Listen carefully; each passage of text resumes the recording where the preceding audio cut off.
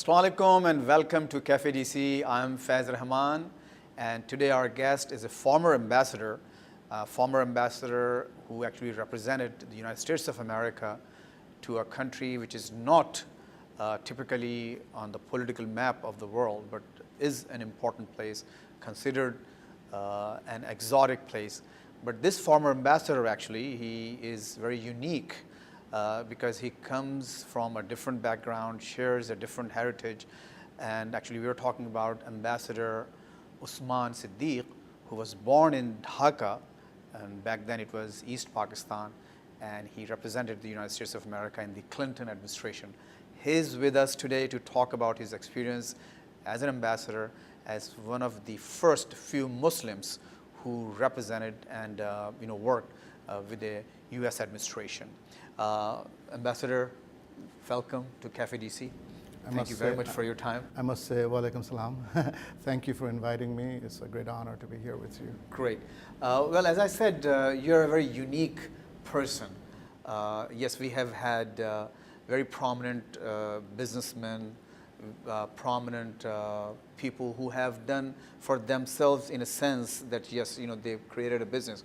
You created a huge business, and if I'm not mistaken, at one point the revenues were over $1 billion, that the company that you founded and you were leading. And then President Clinton picked you as his ambassador to Fiji and the nearby islands. How was that experience, sir? First of all, Faiz, I must tell you that public service is an honor. No matter how much money you're making in the private sector, when you make a transition to the public sector, you do this for a unique sense of purpose and a sense of giving. And I was very fortunate that I was asked by President Clinton to serve in his administration. And I think I did it most graciously and honorably for this country and for the president. So as far as I know, you were the first Muslim ambassador of the United States of America, and a person who took his oath on a copy of the Holy Quran. I know on the legislative side, Congressman Keith Ellison was the first person. So on the executive branch of the United States of America, you were the first person, first official who was basically sworn into the office on a copy of the Holy Quran. That's what the congressional record tells me and tells us. And frankly speaking, it was an individual honor. But besides that, I think it was an honor for the whole community. To the Muslim American community, and it tells you a lot about the country that you and I live today, that the country we have sworn our allegiance. This is a country that allows people from every background, every religion, every ethnic race to come and prosper. And people like you and me, we have made this our home because of this freedom we have, because of the opportunity this country gives, and for my sake and for your sake also, we are giving back to this country, which is very, very, very, very honorable and pleasing to me. Ambassador Usman, there is another trait to your personality that you spend a lot of time in Karachi and Peshawar. Actually, you went to the University of Karachi and you speak good Urdu, but this program is in English, so we won't go there. But share some of your experiences with us when you were growing up in Pakistan, in actually Karachi and Peshawar. Thank you. It's a wonderful question, a question that comes from the answer will come from my heart. We grew up as Pakistanis, and my father was an academic, and he was a scientist. While I was a very little kid, he was working in Karachi for the Food and Agricultural Commission, for the Atomic Energy Commission. So we went with him there, and then subsequently he went to Peshawar, where he was director of the CSIR, and then he came back to start the East Pakistan Agricultural University. Subsequently, he became the Vice Chancellor of Dhaka University, and he was then appointed Pakistan's High Commissioner to Tanzania. Faiz, my family has one of the rarest distinction in the subcontinent, and that is, it is one family that has flown 3 different flags. My father flew the Pakistani flag, I flew the American flag, and my brother, who was at the World Bank, went back to Bangladesh and became the Minister for Education. He flew the Bangladesh flag. So I tell you, this says a lot about what we as individuals, what we as people. What a great honor, absolutely. I mean, I you come from, I mean, the family is, of course, very distinguished family. Usman Ghani was not just a very famous, very accomplished academic, but he was also very close to some prominent scientists in Pakistan. Dr. Abdul Salam, Yes, you mentioned, yeah. he was a close friend, and every time he went to Dhaka, what he did, tell us Well, about it. I have seen people like Professor Abdul Salam, Dr. I.H. Usmani, Dr. Raziuddin Siddiqui, all these high-statured scientists and educationists at our home. And they used to all come to our house because they used to love my mother's cooking. And I remember Professor Abdul Salam coming to Dhaka when my father was retired, but he was the president of Bangladesh Academy of Sciences. And Professor Abdul Salam was given the honor from the Bangladesh Academy of Sciences. He had a hotel reservation. He said, no, I don't want to stay in the hotel. I want to stay in your house, Dr. Saab, because I want to taste your wife's cooking. Yeah, he was a very simple man. He was a That's what I simple heard, man, yeah. and this was simplicity, but at the same time, they had all this high thinking, which probably is devoid of our leadership today. The simplicity and the ethics, Modesty, the humility. the humility, the work ethics. These were unique characteristics of people of that era. Ambassador, coming from both you and I are from that background, from that region, America has come a long way. Basically, if you look at America's history, Americans have had issues, very serious issues with the race, the religious issues, but things are kind of getting fixed as they come up. When they realize that there's something wrong, people they make an honest effort to fix it. Looking at our region, I mean Pakistan, Bangladesh, India, and in Afghanistan, we see lots of those issues which Americans have faced in their past. Do you think, since you travel a lot, do you think are we making enough effort, sincere, honest effort to deal with these issues, the racial divide, the religious divide, the economic divide, the gap between the rich and the poor is kind of constantly increasing. So what are your ideas for some of those issues to deal with, since you are so involved even in your present occupation? Well, again, the United States today is a very different United States than what it was 50 years ago. Hispanics, Arabs, Asians are going to form a predominant part of the landscape here.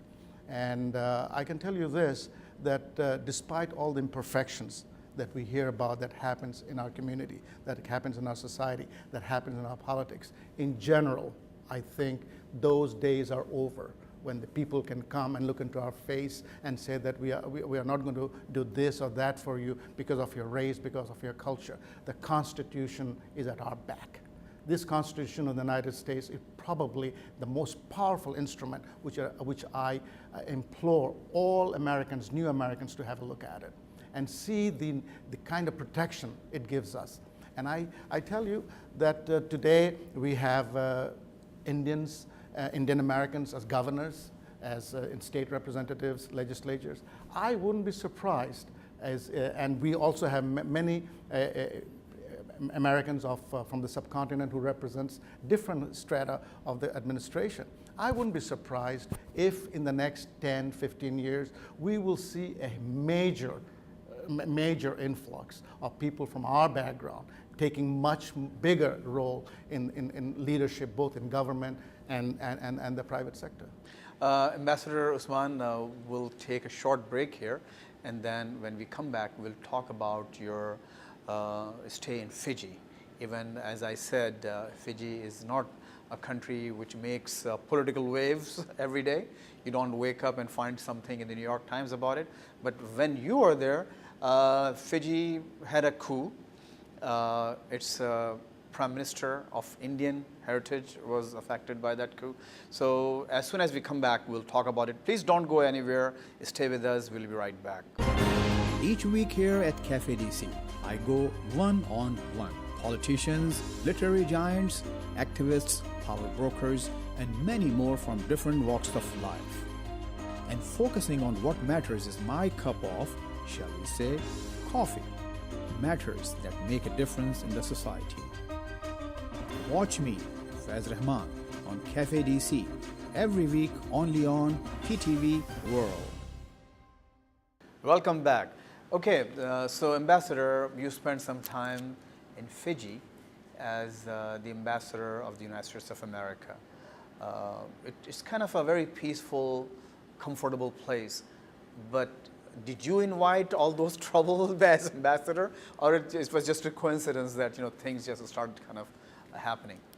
Well, first of all, Fiji is a very beautiful exotic island, but it also is the predominant island nation in the Pacific Island Rim. And it has a substantial population, relatively speaking, and land mass, etc. And politically also, it's very vibrant. The issue with Fiji and the coups that take place every 5-6 years is all based on race line. The ethnic Fijians feel dominated by the Indo-Fijians who migrated to that country 125 years ago, and as you know, wherever the Indians go, they're hardworking. They dominate commerce. They dominate industry. They dominate society, and ultimately they dominate government. So they were like both different religions. Religious affiliations in the Indian community, or just like one Hindus? No. It's the same composition, 10%, 15% Muslims, and the rest Hindus. And the ethnic Fijians were mostly Methodist Christians. So when I was there, you're right, Fiji probably doesn't have all that heavy diplomatic weightlifting that other nations do, but it plays an important role in that part of the world. And when President Clinton asked me to go there and represent him and our country, he wanted to send a message to the Fijians and say that, look, race does not matter in my country, and it should not matter in yours. And so I'm sending Ambassador Usman Siddique to lead the way. And I think it was an important message, and I tell you why it was an important message. When the coup took place on 19th of May 2000, we were in our office and everything, monitoring the whole situation. It all erupted because of race line. And then, when there was time to put the country back together, normally Fijians go to the Aussies or the Kiwis because they are the proximity. Their proximity, plus their very economic ties and other ties. But when this thing happened, they came to America. They came to me, despite my background and my ethnicity. They said, sir, we have seen you operate in this country. You represent American interests. You represent our bilateral interests. You would be the most neutral ambassador to resolve this issue. So I was keenly involved in putting back together an interim government, reinstating the Constitution. As a matter of fact, I don't know if you know this or not, my term ended in 2001, January, when the President Clinton, when George W. Bush was, he reappointed me. It doesn't happen with political ambassadors. He reappointed me because he wanted me to complete the work of transition that I was doing. So I stayed there another 6 months, working for President Bush and Colin Powell as Secretary. So you basically worked for two administrations. I did work for the two Clinton presidents. administrations And the Bush administration. Very good. Well, that brings me to a question. It's a controversial question. Heads up. Because there is a perception about American ambassadors. When they go to a country, they act like, as if, they're the movers and shakers, especially in South Asia.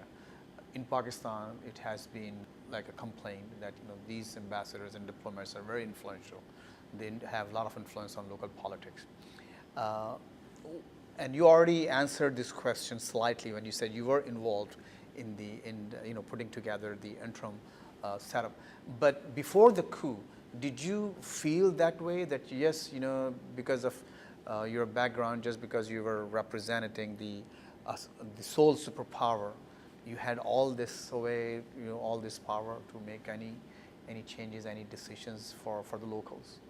There's no denying the fact that the United States ambassador in an emerging country or a third world country is probably looked up as the most powerful ambassador within the diplomatic community because of what America stands for.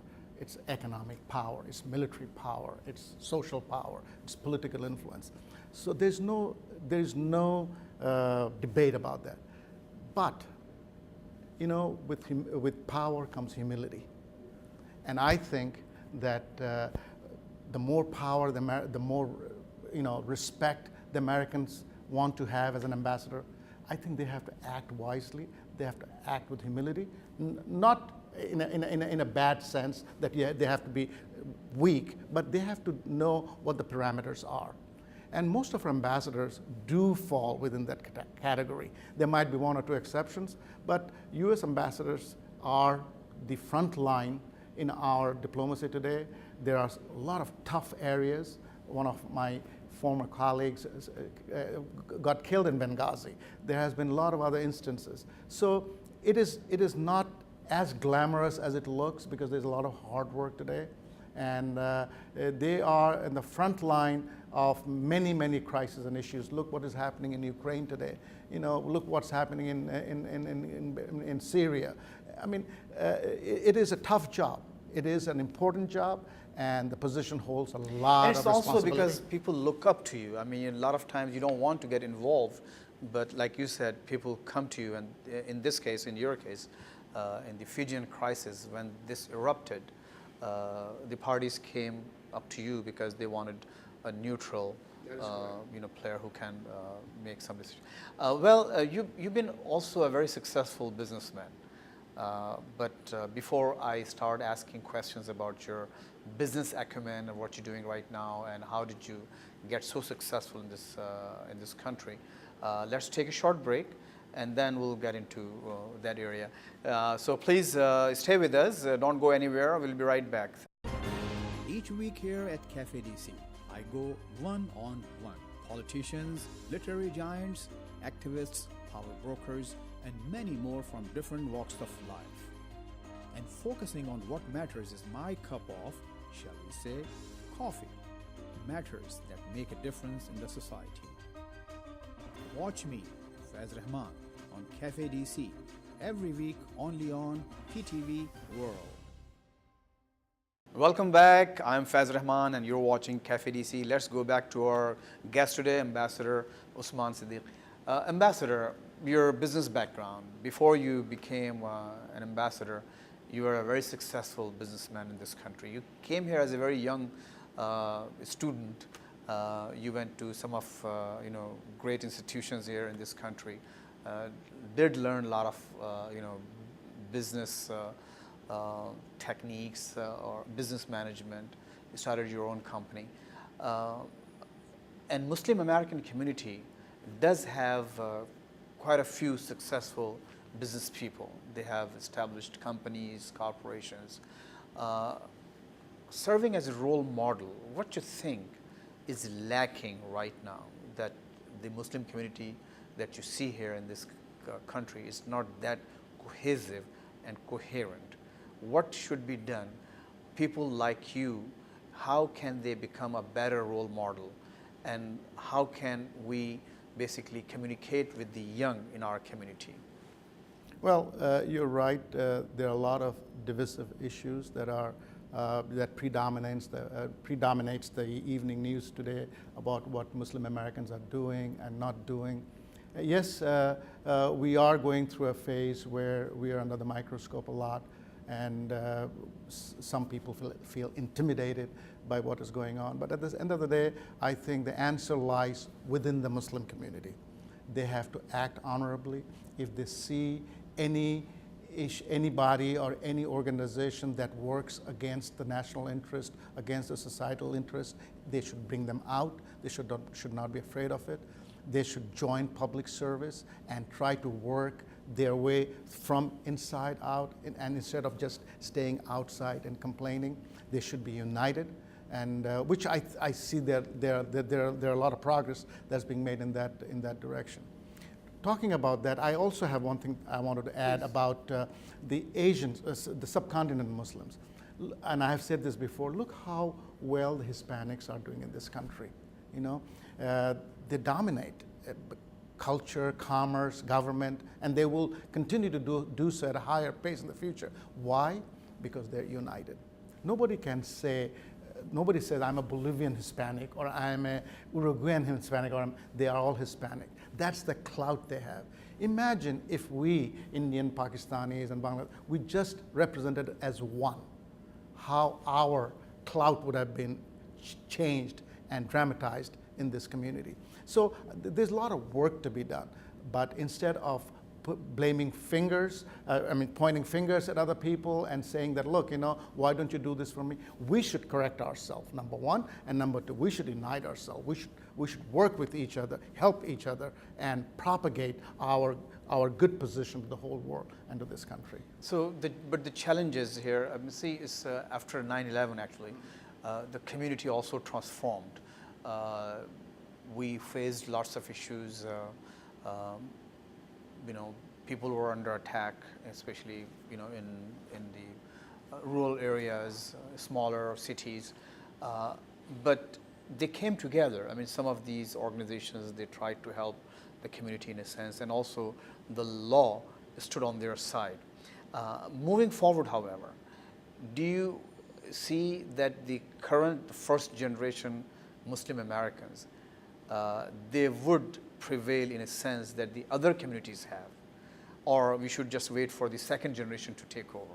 History says this, that, you know, that progress is being made, and as you said so correctly, that look at what the Italian Americans, the Irish Americans, the Jewish Americans faced in this country. They never gave up. They did not wait for a subsequent, you know, rush of generation to come and help them.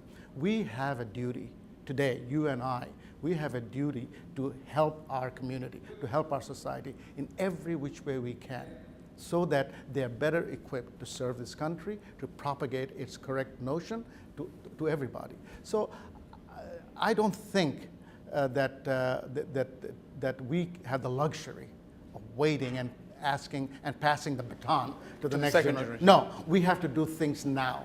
We do it now. We lay the footprint. We lay the guidelines for everybody, and let everybody follow. That's what you are doing. That's what I'm doing in our everyday life, and we will continue to do so. Ambassador, it took us a lot of time to get you here on the show. And one of the reasons was because you're just so busy. You're so busy because you're traveling all the time. So you go to lots of places, you see a lot of people. But in your opinion, and when you get the feedback from these different communities, can you please tell us about your own experiences, what the others think of America, what America needs to do? Does America need to do a better job when it comes to the communities, the people overseas? What's your take on it? What's your feedback that you receive all the time as a world traveler? You know, you're right. I travel a lot, and you know, something very interesting happens. People will sometimes introduce me as Ambassador Usman Siddiq. So the natural inclination of the people that are being introduced to, they'll say, okay, you are from which country, Ambassador? They cannot perceive that a person with my background, my color, my name can be an American ambassador. That immediately dispels all kind of negative notion about my country, the United States of America. That immediately tells to the host nation, to the hosts, that this is the new America that we're looking at. So, you know, despite our shortcomings. Yeah, I mean, there's a lot of anti-Americanism, you know, all-time high in some societies. There has to be a reason. Why? The reason, obviously, there's a disconnect between what they think about American people and sometimes what they think about American policies. And that's a very different discussion, but I'm just telling you, sometimes there is a disconnect. And, you know, people love Facebook, people love Twitter, but when they see a drone attack going on and killing innocent civilians, they scratch their head and they say, are we looking at America? Because America is the moral authority. America is where we look up to for education, for guidance. So there is a conundrum, an extreme conundrum in the minds of the people. And I think with proper leadership, which I'm sure it's going on, and we will prevail, we will succeed, we will win over those people, we will win over the skeptics, and ascertain to the people that we are a nation of God-fearing, and good people.